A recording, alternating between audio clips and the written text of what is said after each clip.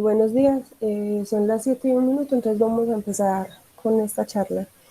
Ya en charlas previas vimos soporte vital básico, soporte vital avanzado pues sí, en contexto general y la parte uno de situaciones especiales en reanimación. Entonces vamos a ver unas nuevas situaciones especiales en reanimación y cómo las abordamos.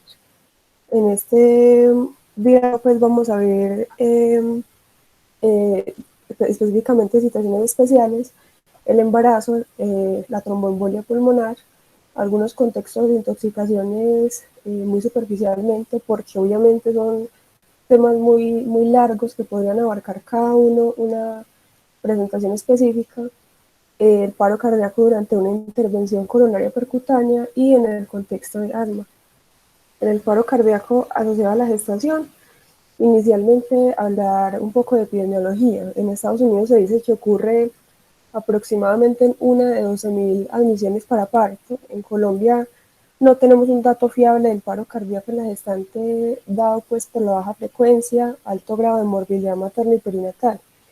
En una revisión realizada por anestesiólogos intensivistas en Colombia, describen que las principales estrategias para el adecuado soporte vital avanzado en las gestantes y que podría pues impactar son la activación rápida y adecuada del código azul obstétrico, incluyendo la cesárea perimortem, de la que hablaremos más adelante, el adecuado soporte vital avanzado que describimos pues en charlas previas, enfatizar en compresiones torácicas de buena calidad, no diferir la rápida y adecuada desfibrilación si se requiere, y además el manejo avanzado farmacológico y de vía aérea que el mismo descrito pues en el soporte vital avanzado de adultos, y los cuidados postparto.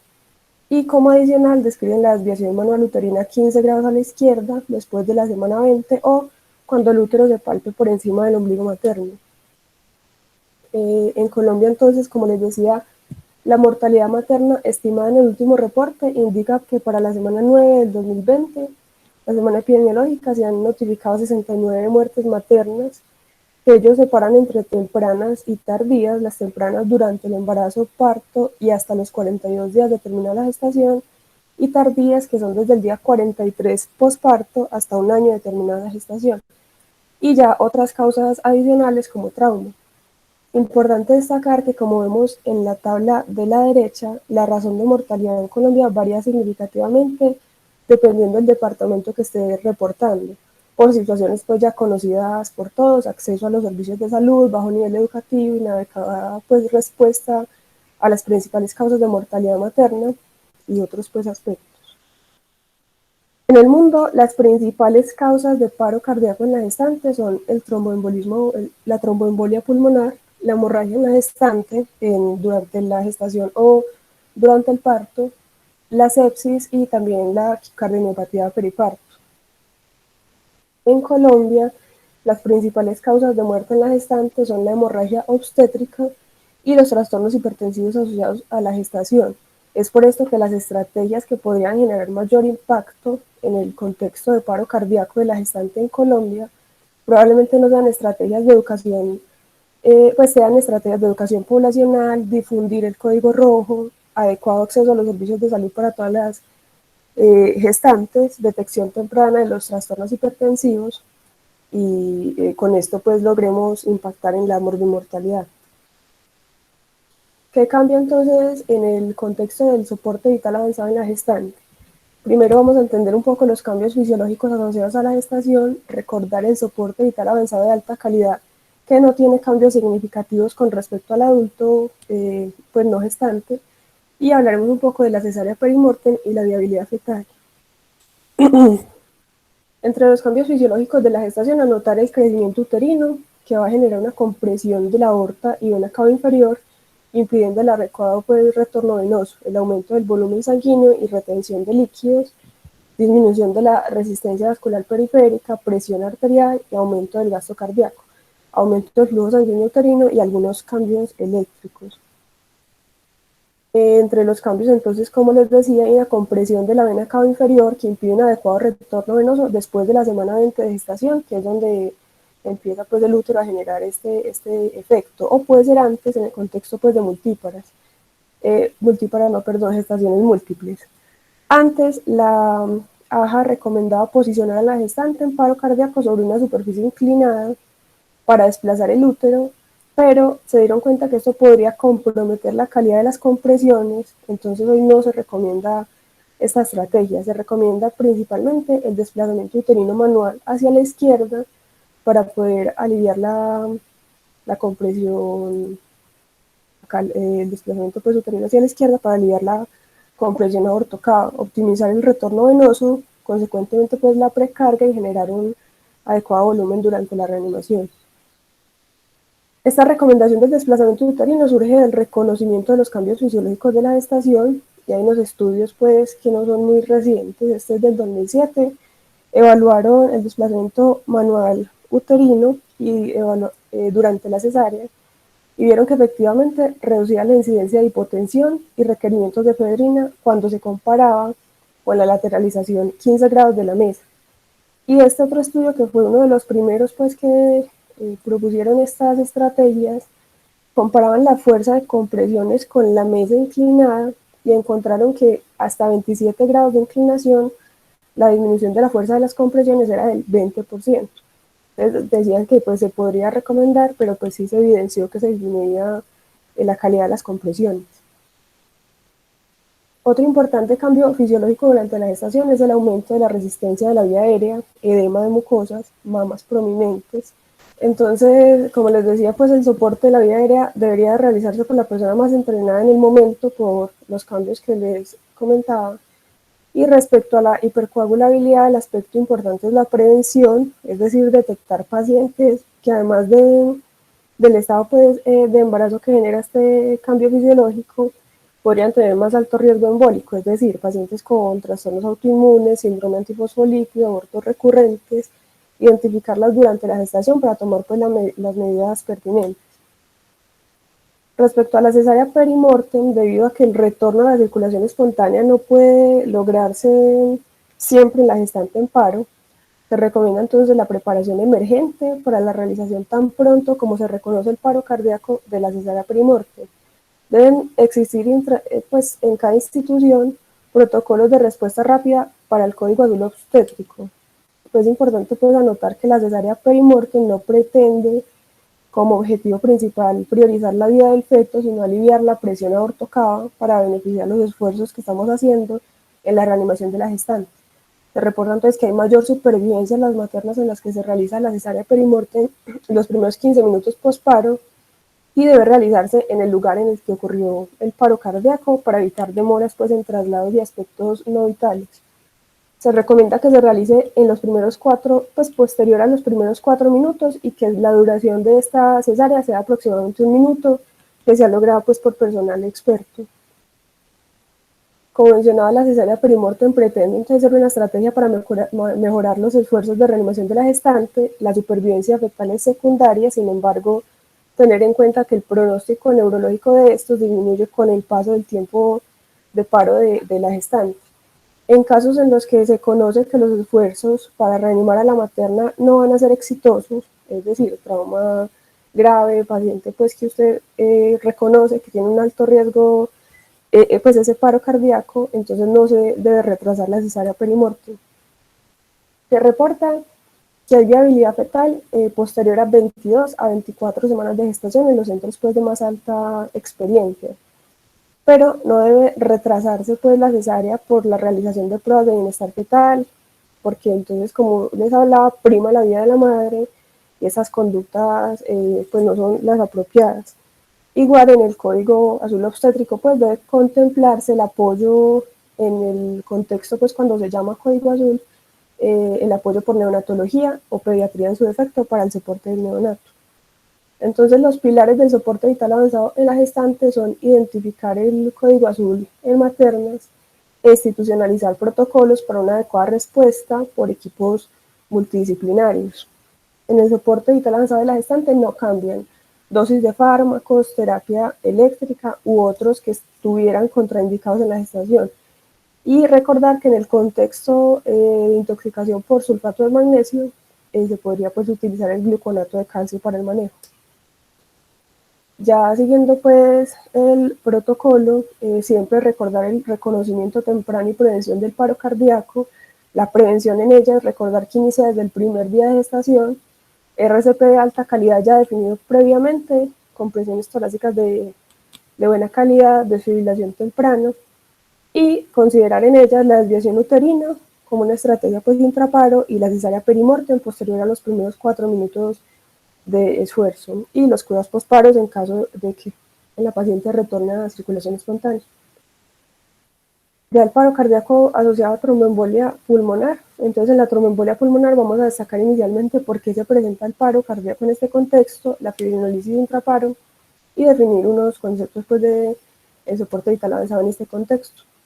Siempre recordar que la prevención es nuestra aliado más eficaz para prevenir la morbimortalidad intrahospitalaria de todos los pacientes. En el caso de la tromboembolia pulmonar, detectar oportunamente pacientes de moderado a alto riesgo y realizar las acciones pertinentes para prevenir estos eventos. Entonces, ¿por qué se presenta el paro cardíaco en la tromboembolia pulmonar? Entonces, tenemos un trombo libre por circulación venosa, llega a cavidades derechas y se aloja en arterias pulmonares o segmentarias pues del mismo lado. Se genera un aumento de la resistencia vascular pulmonar por obstrucción del lecho vascular e hipoxia. El ventrículo derecho entonces debe compensar eso aumentando la presión para generar, pues para preservar el flujo pulmonar. Esto genera una dilatación aguda del ventrículo derecho, reducción de la precarga, disminución del gasto cardíaco y por lo que se genera finalmente una disfunción biventricular. Finalmente se ha generado un shock obstructivo que, si no se resuelve la causa, va a terminar en un paro cardíaco. Con estos estudios, primero mencionar que en el contexto del paro cardíaco casi ningún estudio en ningún contexto va a generar, digamos, una fuerte evidencia pues, por el contexto emergente del paro cardíaco y podrán haber sesgos importantes pues, por el contexto. Respecto a la fibrinolisis intraparo, hay varios estudios. El ensayo TICA inicialmente evaluaron en términos generales pacientes con paro cardíaco extrahospitalario, no relacionado a trauma, envenenamiento, suicidio, hipoxia, hipovolemia, hemorragia subaracnoidea, y que recibieron reanimación previo al ingreso a los servicios de urgencias.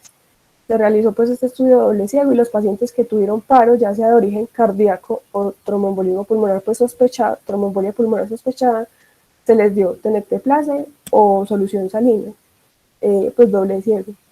Se evaluó como desenlace primario el retorno a la circulación espontánea y pues se dieron cuenta que sí hubo mayor retorno a la circulación espontánea, pero sin mejoría en la sobrevida.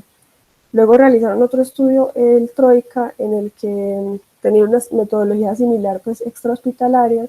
Ellos encuentran que no hubo diferencias significativas entre los grupos tenecteplase y placebo en los desenlaces relacionados con retorno a la circulación espontánea y sobrevida, pero que hubo más hemorragia intracraneal en el grupo de tenecteplase, como les digo, con los sesgos pues, de cada estudio.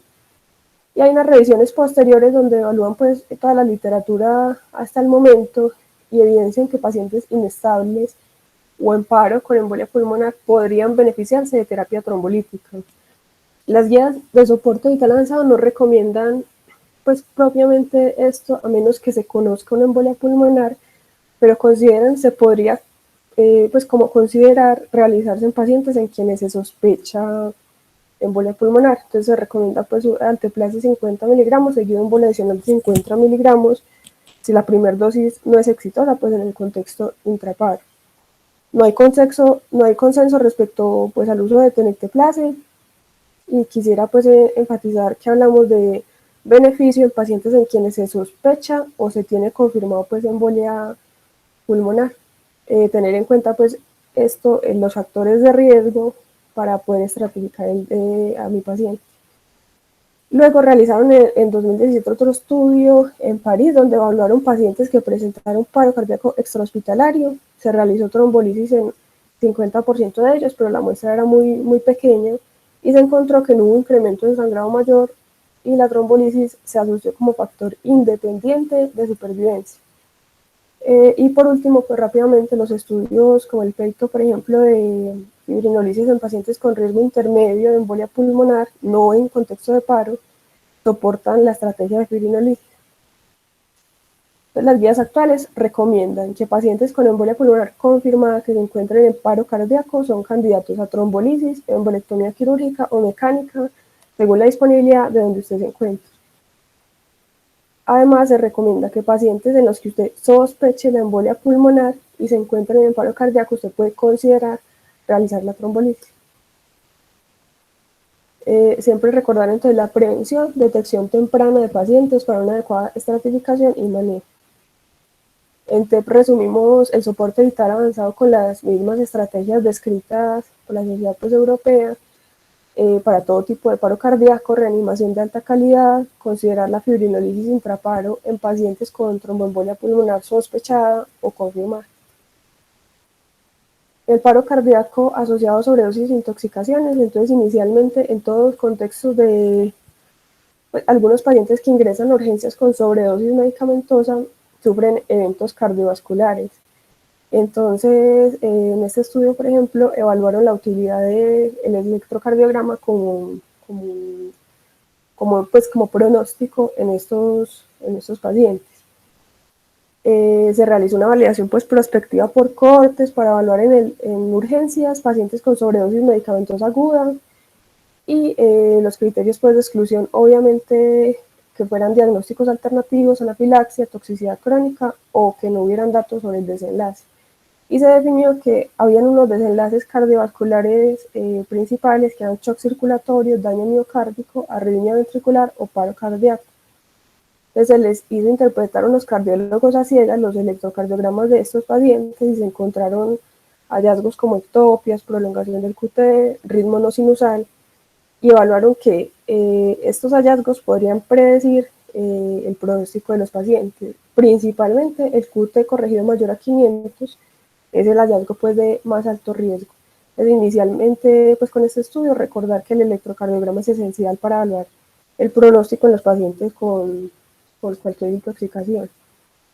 Se cambian el soporte vital avanzado en el paciente con sobredosis por opioides. Entonces, hablar inicialmente de la prevención, que las guías son muy enfáticas, cuándo usar naloxona y finalmente unas conclusiones en este contexto.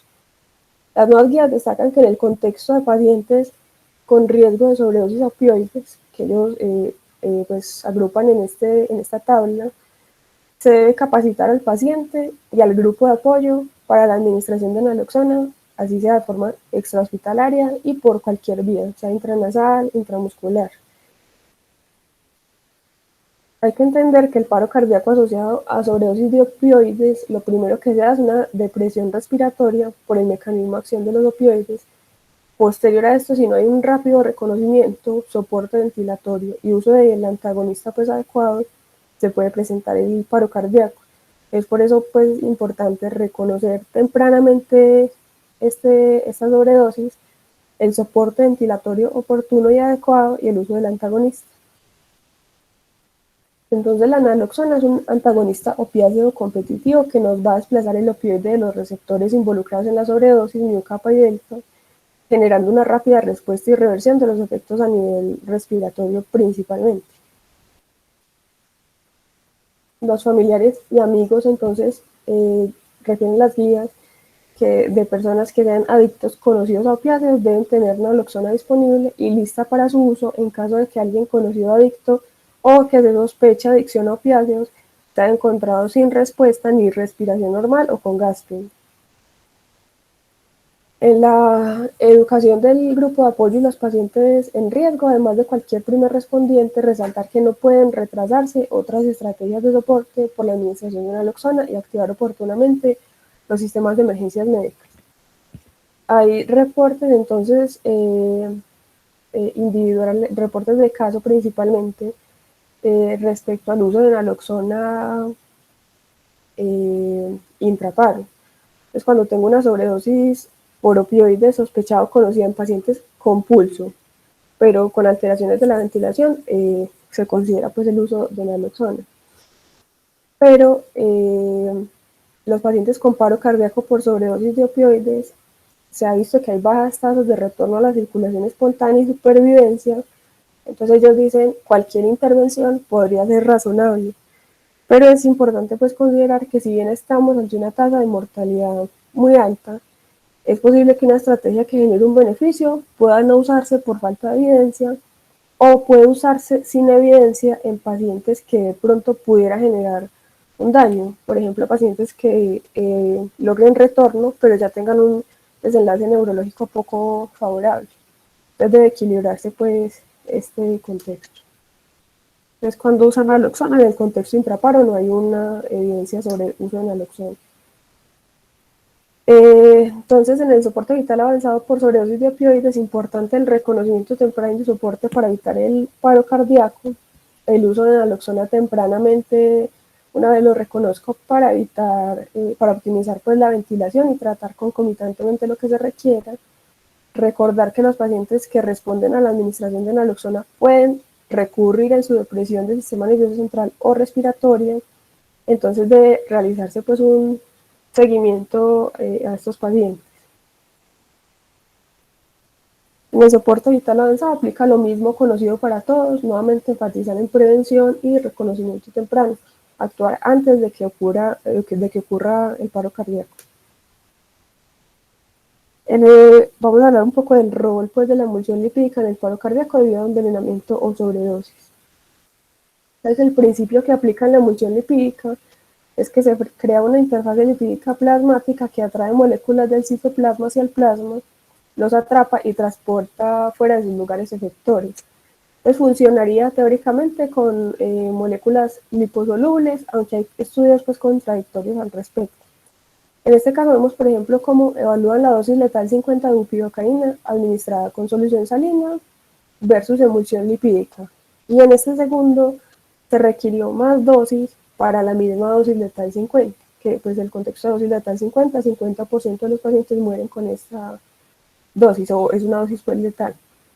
Hay también un mecanismo descrito en el que la emulsión lipídica podría alterar procesos metabólicos en el miocardio y generar aumento de la energía.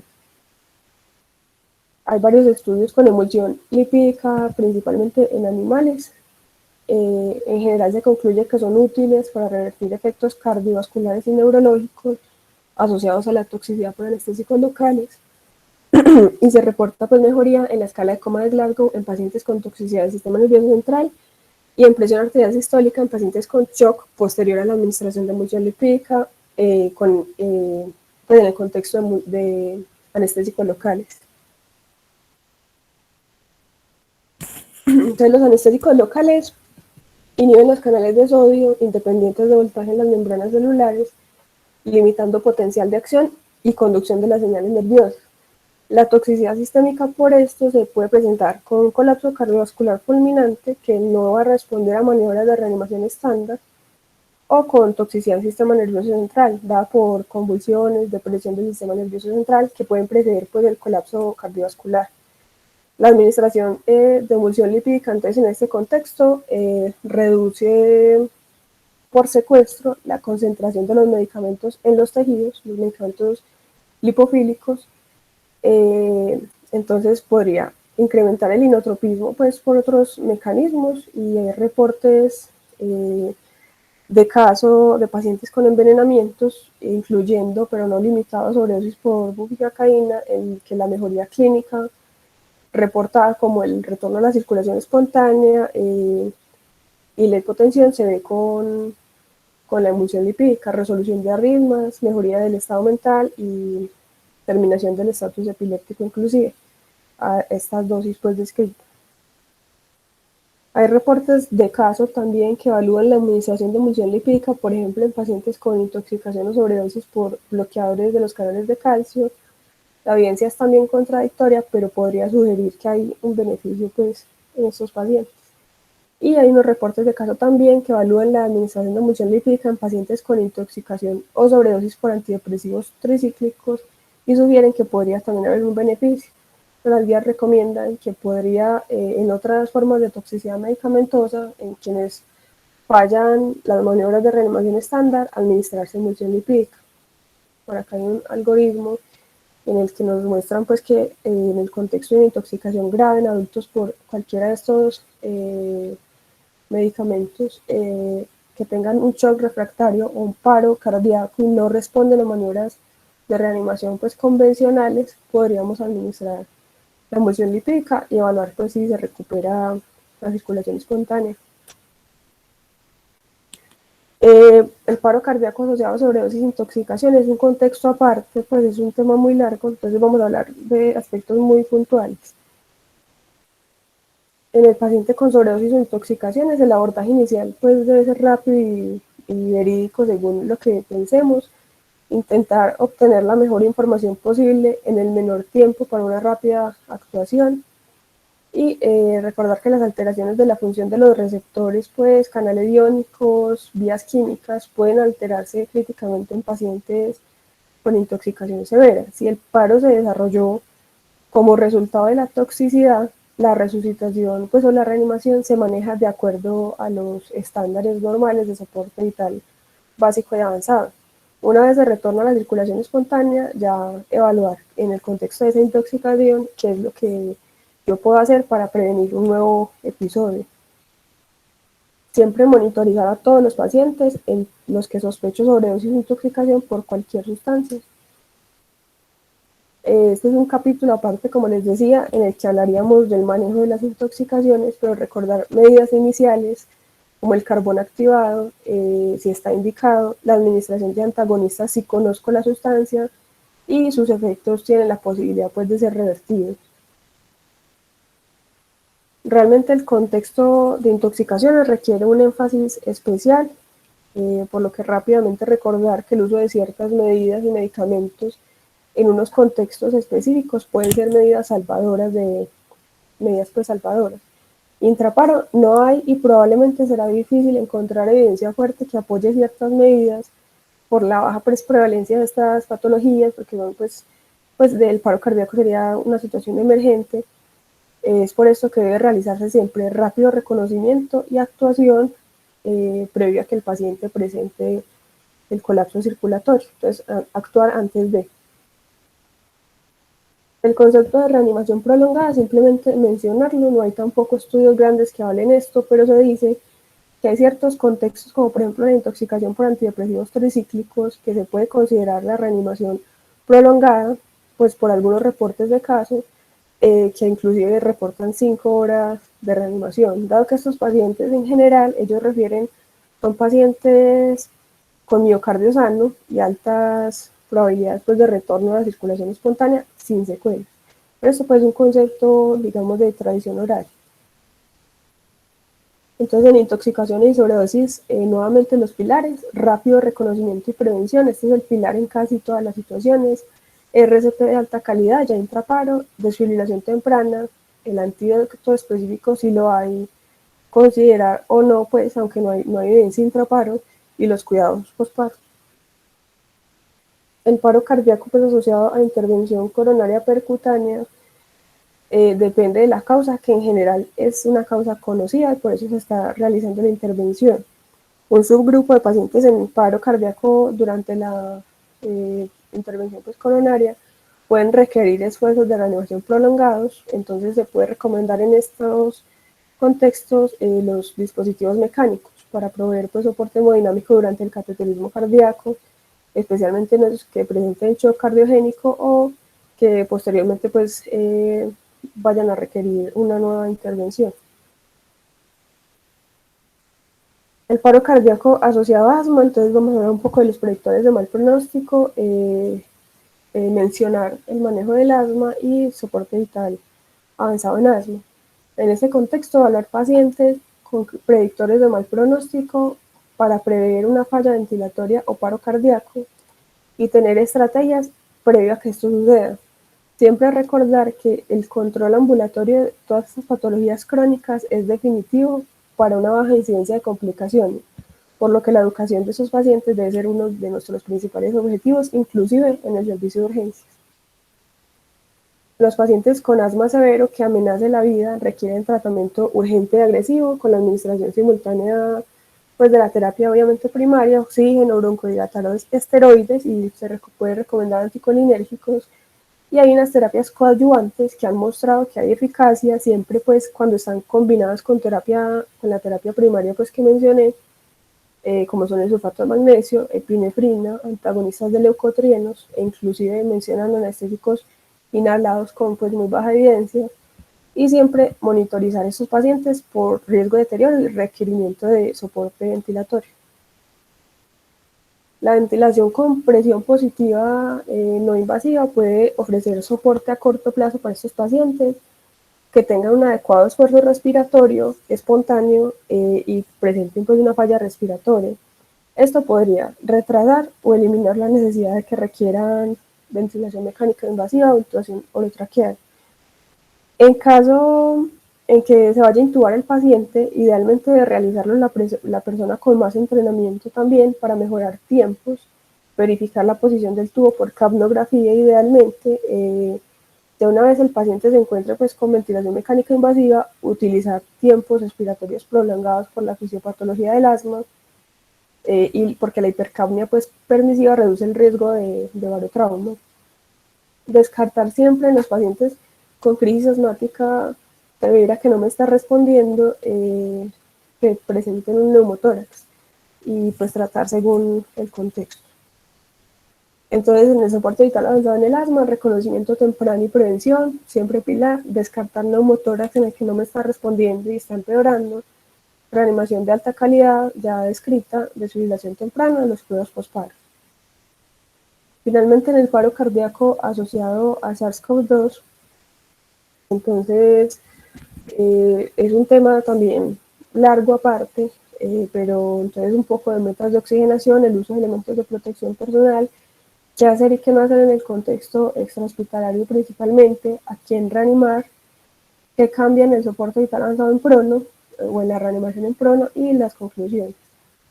Entonces, la oxigenación de los pacientes con SARS-CoV-2 debe ser, pues la meta debe ser alcanzar una saturación periférica mayor a 90%, pero con la menor FIO2 posible.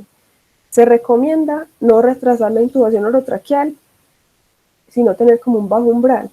En algunos lugares, como se ha visto que el pronóstico de estos pacientes pues es muy malo, y más aún aquellos que han requerido ventilación mecánica invasiva, se ha decidido retrasar la intubación orotraqueal, pero no hay beneficios pues que se demuestren con esto. Entonces recomiendan intubación orotraqueal si el paciente lo requiere, y lo requiere incluye, por ejemplo, que tenga una rápida progresión de la sintomatología, que pues no esté mejorando a pesar de una cánula de alto flujo, una FIO2 más de 60%, que tenga hipercapnia o alguna patología asociada, falla multiorgánica o inestabilidad hemodinámica. Respecto al prono, hay un estudio llamado PROCEBA del 2013 en el que evaluaron la aplicación de la posición en prono temprana en pacientes con síndrome de estrés respiratorio agudo. El protocolo fueron 16 horas en prono y 8 horas en supino. Y se propuso pues que se realizara en SRA severo, definido como una PAFI menor a 150, con FIO2 mínimo de 60% y una PIB de 5 centímetros o más, y volumen tidal de 6 milímetros por kilo para el peso estimado. El desenlace primario que evaluaron fueron la mortalidad a 28 días posterior a la inclusión en el estudio, y se encontró una diferencia significativamente, estadísticamente significativa en la mortalidad de pacientes en prono versus supino, es decir, a favor del prono. La incidencia de complicaciones no fue diferente, excepto porque hubo más paros cardíacos en los pacientes en el grupo de supino. Entonces ellos recomiendan que pacientes con SRA severo se realice prono tempranamente, y eso podría disminuir la mortalidad a 28 y 90 días específicamente. Esto pues lo extrapolan al contexto de COVID-19 cuando presentan SRA a estos pacientes para utilizarlo. En el paro cardíaco por COVID-19, recordar que el código azul debe diferir del código azul del paciente no infectado por el virus, principalmente en el uso de elementos de protección personal antes de la atención del paciente, aunque esto pues pudiera retrasar, aunque no, pues, no debe ser en pues, muchísimo tiempo, los esfuerzos de reanimación. Y informar a cada uno de los integrantes del equipo que va a responder a este código azul del estado de infección del paciente para poder utilizar pues, los elementos necesarios. Respecto a qué no hacer, hay que resaltar que en el paciente en paro cardíaco con SARS-CoV-2 no se recomienda en el escenario extrahospitalario el manejo de la vía aérea, únicamente compresiones torácicas, desfibrilación oportuna si es el caso y no retrasar pues, la activación de los servicios de emergencias. Y otro aspecto es que en el contexto de pandemia la sospecha debe ser alta en cualquier paciente, por lo que se prefiere esta estrategia en estos momentos en todo paro cardíaco extrahospitalario. En el paro cardíaco intrahospitalario en pacientes con sospecha o COVID-19 confirmado, se recomienda entonces un rápido acceso pues a rápida intubación orotraqueal y no utilizar dispositivos que puedan aerosolizar el virus. Bien, pues sigue siendo muy subjetivo el pronóstico de los pacientes con COVID-19. Hay algunas escalas que existen, factores de riesgo y hallazgos clínicos y paraclínicos que pueden permitirnos clasificarlo según su estado. Esto con el fin de que determinemos quién definitivamente es un paciente terminal o irreversible y no realizar maniobras en estos pacientes. Temprano, el paciente que entra en paro cardíaco se puede reanimar en esa misma posición si tiene una vía aérea asegurada. Una vez tenga retorno a la circulación espontánea, debe colocarse en decúbito supino. Si el paciente no está intubado, se recomienda colocar en decúbito supino y luego iniciar pues, todas las maniobras de reanimación. Excepto pues, en el contexto de que hayan contraindicaciones, por ejemplo, para la reanimación por una cirugía, por ejemplo, en columna o cualquier otra, se recomienda que se pueden dar las compresiones sobre escápula y columna dorsal.